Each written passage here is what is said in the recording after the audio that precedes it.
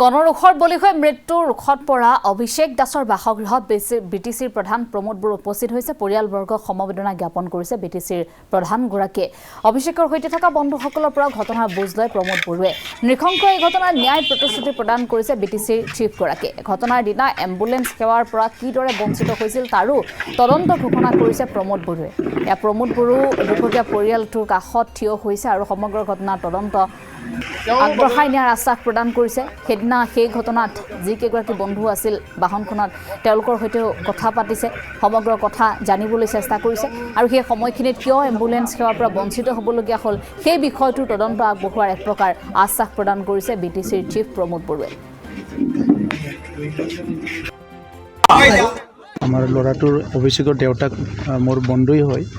আমি একেলগে পঢ়ি আছিলোঁ। এই সময়ত অলপ এটা ক্লাছ বেছি আছিলে।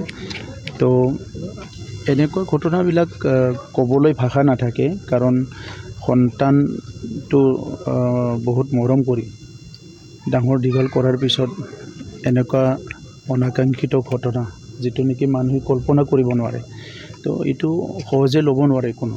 চ' সেইকাৰণে আজি পিতৃ মাতৃৰ যিটো অৱস্থা হৈছে এইটোতো চবেই দেখা পাইছে, কিন্তু যিটো ঘটনা হৈ গ'ল সেইটো খুব মানে দুখজনক ঘটনা।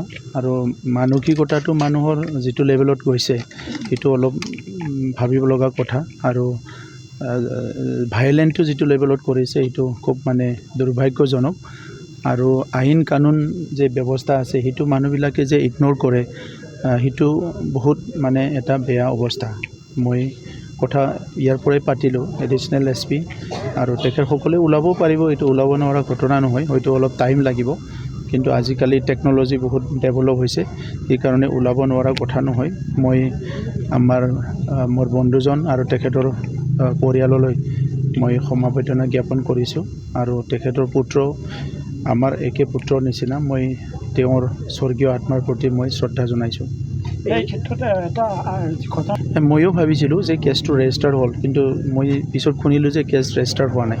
তো সেইকাৰণে দুটা তিনিটা বিষয় ইয়াত আহিছে। এটা হ'ল হস্পিটেলখনৰ যিটো এম্বুলেন্স নাই বুলি কৈছে। যোৱা 2-3 বছৰত আমাৰ হস্পিটেলবিলাকত বহুত এম্বুলেন্স দিয়া হ'ল, তো সেইখন হস্পিটেলত এম্বুলেন্স কিয় নাই সেইটো এটা ইনকুৱাৰী কৰা মেটাৰ। মই আজিয়ে এইটো এটা ইনকুৱাৰী দিম।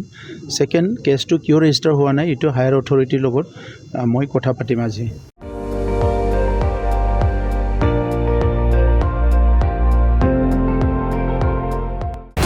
আপুনি চাই আছে ND24, সৰ্বশ্ৰেষ্ঠ নহয় সৰ্বোত্তমৰ দৌৰ।